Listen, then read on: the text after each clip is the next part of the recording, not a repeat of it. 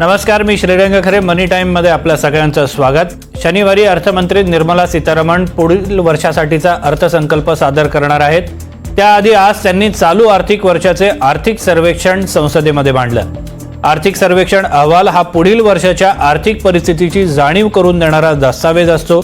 त्यातून चिंताही व्यक्त केली जाते. मात्र शेअर बाजारानं अहवाल सादर झाल्यानंतर चांगलीच उसळी अनुभवलेली आहे. निफ्टी आज साधारण 1% म्हणजे 250 अंकांनी, तर सेन्सेक्स जवळपास 750 अंकांनी उसळलेला आहे. गेल्या 3 आठवड्यातल्या बाजाराच्या हालचालींकडे नीट लक्ष दिल्यास बाजाराला अर्थसंकल्पाकडून मोठ्या अपेक्षा आहेत असं दिसतंय.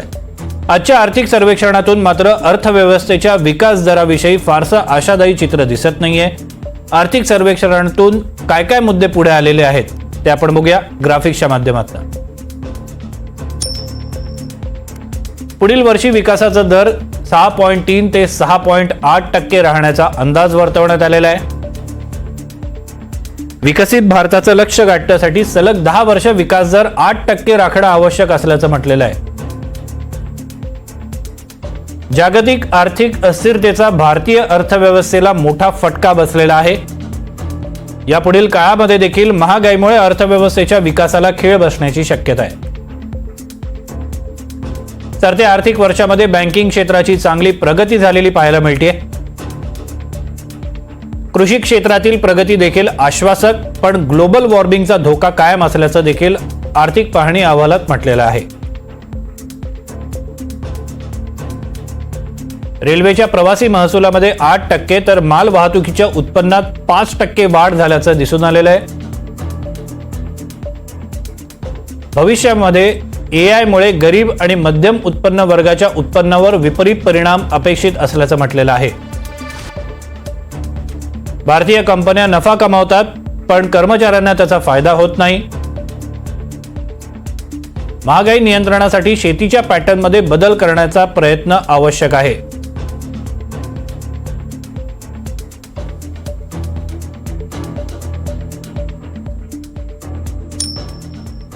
केंद्रीय अर्थमंत्री निर्मला सीतारामन शनिवारी मोदी सरकारच्या 3ऱ्या टर्मचा दुसरा अर्थसंकल्प सादर करतील. त्याआधी चालू आर्थिक वर्षाचं आर्थिक सर्वेक्षण संसदेमध्ये सादर करण्यात आलेलं आहे आणि याच संदर्भात बोलण्यासाठी आपल्यासोबत 2 मान्यवर या चर्चेमध्ये जोडले गेलेले आहेत.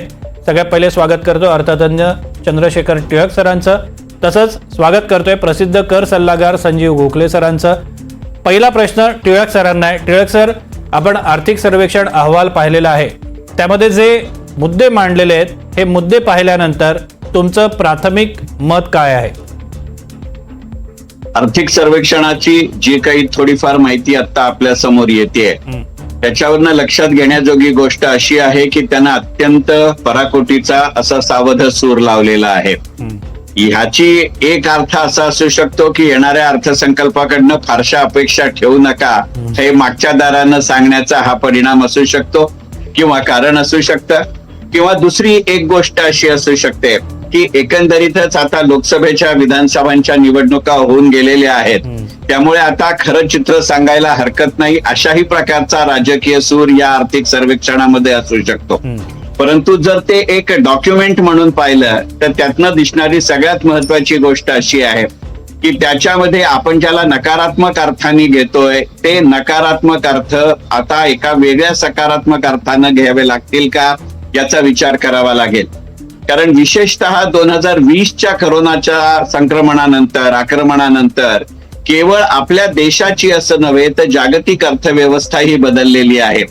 त्याच्या आधीच्या दशकामध्ये पूर्णपणाने सेवा क्षेत्र केंद्रित, सर्व्हिस सेक्टर डॉमिनेटेड अशी ग्लोबल इकॉनॉमी होती. परंतु आता पुन्हा एकदा केवळ आपल्या देशातच असं नव्हे तर चीन सकट अनेक महासत्तांमध्ये सुद्धा उद्योग क्षेत्राकडे मागे जाळण्याची वळणं आहेत. आणि उद्योग क्षेत्र आणि सेवा क्षेत्र ही केवळ 2 वेगळी क्षेत्र नाहीत, त्या 2 वेगळ्या इन्व्हेस्टमेंट ऍक्टिव्हिटीज आहेत. याचं पुरेसं भान या अर्थसंकल्पामध्ये आहे. आणि साहजिकच अशा कोणत्याही संक्रमणाच्या काळामध्ये केवळ त्याला आपला मानसिक विरोध असतो अशातला भाग नाही, पण त्याचा आर्थिक विरोधही असतो. आणि त्यामुळे मला यंदाच्या आर्थिक सर्वेक्षणातली जर सगळ्यात आवडलेली गोष्ट असेल, खरं म्हणजे ती नकारात्मक आहे, पण इतक्या मोकळेपणाने सांगितल्याचं त्या एक महत्वाचं कारण आहे आणि म्हणून मला ते आवडतं की सगळ्यात पहिल्यांदा जवळजवळ अनेक वर्षाच्या कालखंडानंतर म्हणजे 2008च्या जागतिक मंदीनंतर कदाचित हा पहिला आर्थिक सर्वेक्षणाचा अहवाल असा असेल जिथे जागतिक अर्थकारणाची सांगड भारतीय अर्थव्यवस्थेशी आणि अर्थकारणाशी घालत त्याचं नेमकं चित्र रंगवलेलं आहे. आणि आज जागतिक अर्थकारणामध्ये तुमच्या स्वतःच्या आर्थिक प्रगतीपेक्षा सुद्धा तुमचे राजकीय गटबंध हे जास्त प्रभावशाली होत आहेत याचं पूर्ण प्रतिबिंब आताच्या आर्थिक अहवालामध्ये सापडतं. ओके, गोखले सरांकडे जातोय. गोखले सर, टिळक सरांनी थोडंसं कॉशियस मत व्यक्त केलेलं. कॉशियस म्हणण्यापेक्षा की याच्यातनं काही फार मिळणार नाही, मात्र लोकांना जी अपेक्षा आहे की टॅक्स स्लॅब बदलतील, करमुक्त उत्पन्न जे त्याच्यामध्ये आपल्याला दिलासा मिळेल, कुजबूज काही आहे का की खरोखर हे बदलणार आहे, 10 लाखापर्यंतचं उत्पन्न करमुक्त होणार आहे, असं काही चर्चा किंवा कुजबूज तरी कानावर ऐकू येते का? श्रीरंग, आपण थोडंसं मागे वळून जर बघितलं तर अंतरिम अर्थसंकल्प जिथे निवडणुका तोंडावर असताना सुद्धा कुठल्याही प्रकारचा दिलासा दिला गेला नव्हता. नव्याने निवडून आल्यानंतर सुद्धा एक 17,500 कर सवलतीचा तुटपुंजी अशी कर सवलत दिली गेली होती. त्यामुळे आता ह्या वेळेला अशी काही अपेक्षा ठेवणं ही एक वेडी आशाच असू शकते खरं म्हटलं तर. परंतु आपल्याकडे एक पद्धत आहे की साधारण प्री बजेट एक अशा पद्धतीने मीडियामध्ये चालवलं जातं. सगळ्यांच्या अपेक्षा असतात. अर्थात मी म्हटल्यामुळे वेडी आशाच असते ती की यावेळेला काहीतरी खूप मिळणार आहे, त्याचा कदाचित अर्थमंत्र्यांवर परिणाम होईल अशी पण एक वेडी आशा असते.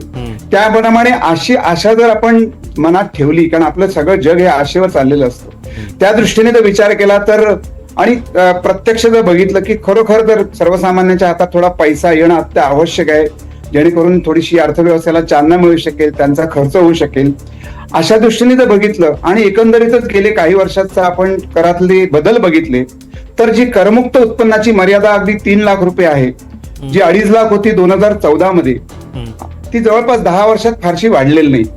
कमीत कमी ती तरी वाढेल, ती 5 लाखापर्यंत नेता येईल सरकारला. आणि असं करताना केवळ 10,000 रुपयाचं एक मामूली कर सवलत सरकार देऊ शकतं. याचप्रमाणे सर्वसाधारणपणे मध्यमवर्गीयामधले पगारदार नोकर मंडळी असतात, पेन्शनर असतात, त्यांना असं नेहमी वाटत असतं की आपण अत्यंत प्रामाणिकपणे कर भरतोय, कर चुकवेगिरी करायला आपल्याला कुठेही वाव मिळत नाहीये, आपला कर कापला जातोय. अशा वेळी त्यांना एक दिलासा मिळावा म्हणून 75,000 50,000वरनं जे स्टँडर्ड डिडक्शन गेल्या वेळी वाढलेलं, त्याच्यात अजूनही थोडीशी वाढ होऊन ते 1 लाखापर्यंत नेलं तर एक 15-20 पर्यंतचा कर बचत होऊ शकते. त्याचप्रमाणे जो एक अत्यंत मध्यमवर्गीय की जो ज्याचं उत्पन्न 7 लाख किंवा त्याच्या खाली आहे, असा उत्पन्नावर कुठलाही कर लागत नाही, तीही मर्यादा कदाचित 7 लाखावरनं 8 लाख किंवा 9 लाख नेली तर तू जे आता म्हणालास की 10 लाखापर्यंत कर लागणार नाही, इनडायरेक्टली ते होऊ शकतं. जर एखादा पगारदार नोकर मंडळीला 1 लाखाचं स्टँडर्ड डिडक्शन 10 लाखाचं उत्पन्न असेल तर 9 लाख आणि 9 लाखाला कुठलाही कर लागणार नाही, अशी जर व्यवस्था आली तर एक मोठा वर्ग त्यातनं त्याला मोठा दिलासा मिळू शकतो. अर्थात यामुळे सरकारला फारसं नुकसान होईल का तर मला वाटत नाही, कारण कराचं संकलन खूप गेले 2-3 वर्ष चांगलं होत आहे. एकंदर टॅक्सचा बेस वाढलाय. अर्थात 140 कोटीच्या देशाच्या लोकसंख्येत केवळ 3.5 कोटी लोक प्रत्यक्ष कर भरतायत, 8 कोटी लोक विवरणपत्र भरतात. त्या मानाने ही संख्या अत्यंत तुटपुंजी आहे. परंतु जे कोणी कर भरतायत त्यांना एक थोडासा दिलासा, आणि मी नेहमी सांगतो की एक सायकोलॉजिकल दिलासा देणं आवश्यक असतं. हीच मध्यमवर्गीय लोक वर्षानुवर्ष कर भरतायत. असंख्य लोकांना असंख्य पद्धतीने फ्री बीज दिल्या जातात, ज्याला आपण रेवडी कल्चर म्हणतो. ते आवश्यक असेलही, पण ते ज्यांच्या पैशातनं दिलं जात आहे त्यांनाही थोडासा दिलासा मिळणं आवश्यक असतं. आणि अशासाठी बजेटकडे बरेचसे मध्यमवर्गीय डोळे लावून बसलेले असतात. त्यांना जर काहीच दिलं गेलं नाही तर त्यांना डावललं गेलं अशी त्यांची भावना होते. म्हणून यावेळेला कदाचित या 2-3 सुधारणा ज्या सांगितल्या त्या अत्यंत माफक अशा सुधारणा किंवा माफक अशा अपेक्षा आहेत, या सरकार अर्थमंत्री पूर्ण करतील असं आपण म्हणू शकतो. टिळक सरांकडे जातो. टिळक सर, 3 आकडे या आर्थिक सर्वेक्षणामधनं मांडण्यात आलेले आहेत. सगळ्यात पहिला म्हणजे विकास दर 6.3 ते 6.8% आसपास राहण्याची शक्यता आहे. 1. 2. विकसित भारत जर आपल्याला बनायचं असेल तर पुढची काही वर्ष सलग 8% विकास दर राखणं आपल्याला गरजेचं आहे. आणि 3 म्हणजे 72 लाख रोजगार निर्मितीची गरज आहे असं आर्थिक सर्वेक्षणात पटलेलं आहे. हे कसं काय सगळं शक्य होणार आहे? एक गोष्ट आपण लक्षात घेऊ की आर्थिक सर्वेक्षण हे साधारणपणे आजपर्यंत झालेल्या स्थितीचं दिशा दिग्दर्शन असावं अशी अपेक्षा असते. पण तुम्ही आता जी तिन्ही आकडेवारी सांगितली ती भविष्य काळामध्ये होणार आहे. त्यामुळे आजच्या क्रीजचा विचार करता इकॉनॉमिक सर्व्हे असा आहे आणि माझं डकवर्थ लुईस न लागताच टार्गेट ते आहे, अशा पद्धतीच्या या घोषणा आहेत. आणि या जर घोषणा करायच्या असतील तर मगाशीच आता जो संजीव गोखले सरांनी उत्तर दिलं त्या प्रश्नाची किंवा उत्तराची ही दुसरी बाजू आहे. आणि जर असं असेल तर सरकारला स्वतःच्या उत्पन्नाची हमी देणारे स्रोत आणि मार्ग पुढच्या 3 ते 4 वर्षामध्ये अत्यंत मोकळेपणाने, ज्याला आपण बांधून घेतले असं म्हणतो, अशा पद्धतीचा विचार करावा लागेल. आणि त्यामुळे मला स्वतःलाही असं वाटतं, मीही मध्यमवर्गीय निवृत्त असलो तरी मीही पूर्वी पगारदार होतो. त्यामुळे संजीव गोखले सर म्हणतात तशा जर उद्या सवलती मिळाल्या तर मला हव्याच आहेत. पण माझा जो काही गेल्या 40 वर्षाचा अर्थसंकल्पांचा अभ्यास आहे त्याच्यातनं मला स्वतःला असं वाटतं की तुम्ही आता जे 3 आकडे सांगितलेत त्या आकड्यांच्या जवळपास पोचायचं असलं, शेवटी हा अंदाज आहे, तर सरकार कोणत्याही प्रकारे वैयक्तिक आयकरामध्ये फार मोठ्या प्रमाणावर बदल करणार नाही. म्हणजे मी केवळ निर्मला सीतारामन किंवा मोदी सरकार याच्यावर टीका करत नाहीये. शेवटी तुम्ही मान्य कराल की आज मितीला सरकारला दर महिन्याच्या विशिष्ट काळामध्ये हुकमी पद्धतीनं मिळणारं उत्पन्नाचं साधन हे वैयक्तिक आयकर किंवा आयकर आहे. गेल्या 3 ते 4 वर्षामध्ये साधारणपणे 19 लाख कोटी ते 21.5 लाख कोटी रुपये सरकारला मिळवायचे यात आयकरातनं मिळतायत. आता याच्यात जर सवलत दिली तर तेवढं हुकमी उत्पन्न देणारं सरकारला काहीतरी साधन असावं लागेल. त्यामुळे मला स्वतःला असं वाटतं की, आणि मुळात तुमच्या असं लक्षात येईल की आपल्या देशामध्ये गेल्या 5 ते 6 वर्षामध्ये केवळ करोना म्हणून नव्हे तर सरकारी कंपन्यांचं निर्गुंतवणुकीकरण, ज्याला मराठीमध्ये हल्ली आपण डिसइन्व्हेस्टमेंट असं म्हणतो, याच्याकडे पुरेसं लक्ष आपण दिलेलं नाही. आणि आज मितीला सरकार ते वेगळ्या पद्धतीनं करेल अशी जरा सुद्धा शक्यता नाही. त्यामुळे तुम्ही म्हणता याच्या जर 3 आकड्यांच्या जवळपास जायचं असेल तर 2 गोष्टी आपल्याला कराव्या लागतील. ते 6.3 आहे का 6.8 आहे का 6.5 आहे, या आकड्यापेक्षा सुद्धा एक गोष्ट अशी आहे की जगात जर कोणाला करता येण्याजोगं असेल तर ते काही मोजके 3-4 देश आहेत, त्यात आपला देश आहे. ती गेल्या 10 वर्षांची कमाई नाही, गेल्या अनेक वर्षांच्या सातत्यपूर्ण आर्थिक धोरणांची कमाई आहे. आज मितीला 5.6% वरती गेले 5 वर्ष सातत्यानं विकास दर दाखवणारे 3च देश आहेत, त्यातला आपला देश दुसरा आहे. आणि त्यामुळे हे करता येणं शक्य आहे. परंतु त्याच्याबद्दल 2 पद्धती येऊ शकतात की करा दरामध्ये, जसं मगाशी संजीव गोखले सर म्हणले तसं, प्रत्यक्ष सवलत न देता त्याच्या ज्या स्लॅब्स आहेत त्या स्लॅबचं रॅशनलायझेशन करावं लागेल. केवळ आयकर हे सरकारचं उत्पन्नाचं साधन नाहीये. गेल्या काही वर्षांमध्ये जीएसटीचं उत्पन्न दरमहा किमान 1.60 लाख कोटी रुपये झालंय. त्यामुळे जीएसटीच्या स्लॅब्स मध्ये एक प्रकारचं स्थैर्य आणि सातत्य आणणं हा त्याचा दुसरा भाग असू शकेल. तिसरी गोष्ट मला स्वतःला अशी वाटते की आपल्या देशामध्ये गेल्या 3 ते 3.5 वर्षामध्ये गुंतवणूक क्षेत्र आणि वित्तीय क्षेत्र याच्यामधल्या उलाढाली फार मोठ्या प्रमाणावर वाढली आहेत. त्यामुळे सिक्युरिटीज ट्रान्झॅक्शन टॅक्स जो सरकारला अक्षरशः दररोज मिळतो याच्यावरतीही मोठ्या प्रमाणामध्ये बदल होऊ शकतात. आणि त्याच बरोबरीने आयकरामध्ये जसं आपण उत्पन्न टार्गेट करत असतो त्याच्या बरोबरीनं काही खर्चाच्या आयटमवरती किंवा घटकांवरतीही सरकार विचार करेल. आता याचा थेट संबंध तुम्ही जे मगाशी म्हणलात त्या रोजगाराच्या संधी किंवा रोजगाराची संख्या याच्यावरती आहे. आणि त्या दृष्टिकोनातनं जर विचार करायचा झाला तर तुमच्या असं लक्षात येईल की काही प्रमाणामध्ये हे जरूर शक्य आहे. कारण खाजगी क्षेत्र असू दे किंवा सरकारी कंपन्या असू देत, आपल्या देशामध्ये वेगवेगळ्या क्षेत्रांमध्ये फार मोठ्या प्रमाणावरती त्या समूहाच्या अंतर्गत एक चांगल्या पद्धतीचं कन्सॉलिडेशन होत आहे. एक साधं उदाहरण घेऊ की गेल्या जर 4 वर्षाचा विचार केला तर टाटा समूहाने त्याच्या समूहातल्या स्टील कंपन्यांच्या 9 कंपन्यांचं एकत्रीकरण केलं. टाटा समूहामध्ये 4 सिव्हिल एव्हिएशन किंवा नागरी विमान सेवेशी निगडीत गोष्टी आहेत, त्याच्यातल्या 2 कंपन्यांचं विलिनीकरण केलं. कन्झ्युमर गुड्स मध्ये टाटा ग्रुपमध्ये वेगळ्या पद्धतीचं संगणकीकरण आणि एकत्रीकरण सुरू आहे. बरोबर अशीच प्रगती किंवा प्रक्रिया सरकारी कंपन्यांच्या बाबतीतही आहे. आणि त्या दृष्टिकोनातनं जर विचार करायचा झाला तर मगाशी अगदी या चर्चेची सुरुवात करताना तुम्ही एक विधान आपल्या स्क्रीनवरती किंवा पडद्यावरती दाखवलं होतं की कंपन्यांचा नफा होतो परंतु तो कामगारांपर्यंत पोहोचत नाही.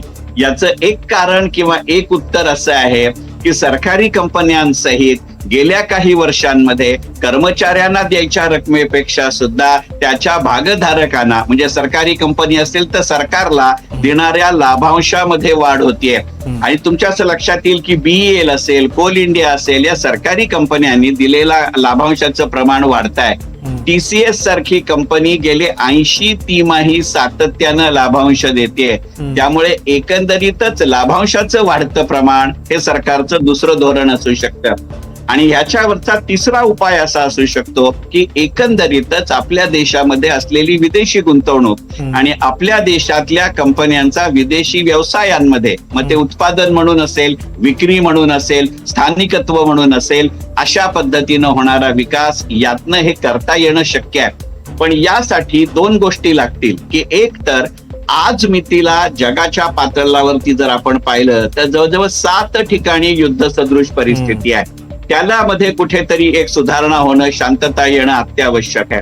दुसरी गोष्ट, डॉलरच्या तुलनेमध्ये आज जो रुपया अत्यंत खालच्या पातळीवर गेल्या कित्येक वर्षात नव्हता असा होता त्याचा विचार करता येईल. आणि त्यामुळे डोनाल्ड ट्रम्प यांना मिळालेली आता अमेरिकेच्या अध्यक्षपदाची 4 वर्ष आणि साधारणपणे तेवढाच काळ मोदी सरकारचा आत्ताच्या कालखंडाचा असलेला काळ याच्या संयुक्तातनं, कारण रशिया ऑलरेडी आपल्या बाजूला आहे, अफगाणिस्तान सारख्या ठिकाणची छाबार बंदरं आपल्याला मिळालेली आहेत. म्हणजे एकंदरीतच पारंपरिक क्षेत्रातल्या उत्पन्नांच्या साधनाचं कन्सॉलिडेशन आणि अपारंपरिक क्षेत्रातल्या साधनांचं सुतोवाचक अशा पद्धतीनं हे शक्य आहे. पण त्यासाठी धोरणांचं सातत्य आणि अंमलबजावणीची शिस्त ही अत्यावश्यक आहे. ओके, गोखले सरांकडे जाऊया. गोखले सर, नवीन कर प्रणाली आता अस्तित्वात येऊन 4 वर्ष होत आलेली आहेत. 75% करदाते या नव्या कर प्रणालीकडे वळालेले आहेत असा सरकारचा दावा आहे. आता उद्याच्या अर्थसंकल्पामध्ये जुनी कर प्रणाली कालबाह्य होईल असं तुम्हाला वाटतंय का? कारण याचे बरेच सारे आयाम आहेत या प्रश्नाचे, आणि तसं झालं नाही तर सरकार एक चांगली संधी गमावेल असं तुम्हाला वाटतंय? गेल्या वर्षी अर्थमंत्री स्वतः असं म्हणालेलं की जुनी कर प्रणाली ही मी रद्दबादल करीन, फक्त ती कधी करेल ह्याची मी तुम्हाला तारीख सांगू शकत नाही. आता तू जे म्हणालास ते की खरंच आहे की गेल्या वर्षी एकंदरीत जे आर्थिक कायद्यामध्ये जे बदल झाले त्याच्याप्रमाणे साधारण आपण 15 लाखाचं उत्पन्न असलेल्या करदात्याला 1,40,000 रुपये टॅक्स पडतो. हे जुन्या कर प्रणालीमध्ये 2,62,000 पडतो. इतका मोठा फरक आता झाला असेल आणि जर जुन्या कर प्रणाली स्वीकारणाऱ्याला जर तो 1,40,000 पर्यंत खाली आणायचा असेल तर जवळपास 4.25 लाख रुपयाची करबचत गुंतवणूक करायला लागते. अर्थात ही गुंतवणूक केवळ विशिष्ट प्रकारे सरकारने कायद्याच्या ज्या तरतुदी आहेत त्याप्रमाणेच ती करायला लागते तरच त्याचा कर वाचू शकतो. याच्या उलट कुठलीही कर बचत गुंतवणूक न करता केवळ नवीन कर प्रणाली स्वीकारून 1,40,000 टॅक्स तो भरू शकतो. अशा वेळी त्याच्याकडे राहिलेल्या पैशातनं कशा पद्धतीने गुंतवणूक हवी हे तो स्वतः ठरवू शकतो. एकंदरीतच सध्या अर्थसाक्षरता वाढली असल्यामुळे हा निर्णय तो आता करदाता सहज घेऊ शकतो. अशा वेळी जुनी कर प्रणाली पूर्णपणे कालबाह्य किंवा रद्द करणं हे सरकारला आता शक्य आहे असं स्वतः माझंही आता मत असं आहे. मात्र हे करताना एकच गोष्ट ध्यानात घेतली पाहिजे की जुन्या कर प्रणालीमध्ये अजूनही अशा काही वजावटी आहेत, जसं एज्युकेशनल लोन आहे, हाऊस रेंट अलाउन्स आहे, की जिथे त्याचा जो फायदा किंवा लाभ घेणारा हा त्या 4.25 लाखापेक्षा जास्त करवजावटी मिळवत असतो आणि त्यावेळेला त्याचं उत्पन्नावर जो कर आहे तो नवीन कर प्रणालीपेक्षा तो कमी करू शकत असतो. अशा वेळी त्याला तर घर भाडं भत्ता मिळणारच आहे, त्याला एज्युकेशनल लोन घ्यायचंच आहे. मात्र अशा वेळी त्याला जर ह्या करवजावटी घेता आल्या नाही, जुनी कर प्रणाली रद्द झाली तर दुसरं त्याला डावललं गेलं असं वाटेल की हा त्याचा फायदा त्याला मिळणार नाही असं वाटेल. अशा लोकांचा किंवा अशा करदात्यांचा विचार कदाचित एखाद दुसरी वजावट अशा पद्धतीची नवीन कर प्रणाली, जसं स्टँडर्ड डिडक्शन आधी नव्हतं ते नंतर आणलं, NPS डिडक्शन केवळ एम्प्लॉयर पुरतं आणलेलं आहे, असं जर एखादा वजावट इथे आणता आली, कारण नवीन कर प्रणालीत वजावटी नाही हा त्याचा मूळ गाभा आहे, त्यामुळे फार वजावटी आणणं म्हणजे ती जुन्या कर प्रणालीकडे वळणं असं होईल. तर त्याला फारसा धक्का न लावता एखादी वजावट दिली गेली तर जुनी कर प्रणाली खुशाल रद्द करता येईल आणि त्याच्यासाठी हीच आता योग्य संधी आहे असं मला वाटतं. याच्यामध्ये एक मुद्दा लक्षात घेतला पाहिजे की गेल्या वर्षीच्या अर्थसंकल्पामध्ये आता गोखले सर म्हणले हे जसं विधान आहे तसं दुसरं हेही विधान आहे की आज मितीला आपल्या देशामध्ये जो आयकर कायदा सुरू आहे त्या आयकर कायद्याची पूर्णपणाने पुनर्रचना केली जाईल. अशा परिस्थितीमध्ये एक राजकीय आणि सामाजिक शक्यता अशी आहे की आता अधिकृतपणाने जुनी कर प्रणाली रद्द करतो असं राजकीय विधान करण्यापेक्षा सुद्धा नवीन आयकर कायदा ज्या पद्धतीनं येईल त्यावेळेला आपोआपच त्याच्यामध्ये जुन्या वजावटींचा जुना कायदा असणार नाही. अशा परिस्थितीत दोन गोष्टी होतात. एक म्हणजे आता जर नवीन आयकर पद्धत आणली आणि जुनी रद्द केली तर जे माझ्यासारखे 50च्या पुढची माणसं आहेत की ज्यांनी आयुष्याची अनेक वर्ष त्या कर वजावटींचा फायदा घेण्यासाठी केलेली गुंतवणूक आहे त्याच्यावरती वन टाइम काही पद्धतीचे एक्झम्पशन्स वजावटीच्या रूपामध्ये एकतर्फी अशी आता संजीव गोखले सर म्हणतात तसं देतात. आता जे आर्थिक सर्वेक्षणाची आकडेवारी दिसते त्या आकडेवारीच्या पार्श्वभूमीवर सरकार ही आर्थिक जोखीम स्वीकारेल असं नाही. याचं कारण सांगतो की आता या येणाऱ्या आर्थिक वर्षामध्ये एनपीएस मधनं 6 राज्य सरकार बाहेर पडण्याची शक्यता आहे. बरोबर तसाच परिणाम जेव्हा आपण ओल्ड टॅक्स सिस्टम रद्द करू तेव्हा संपूर्ण देशाच्या अर्थव्यवस्थेवरती होणार आहे.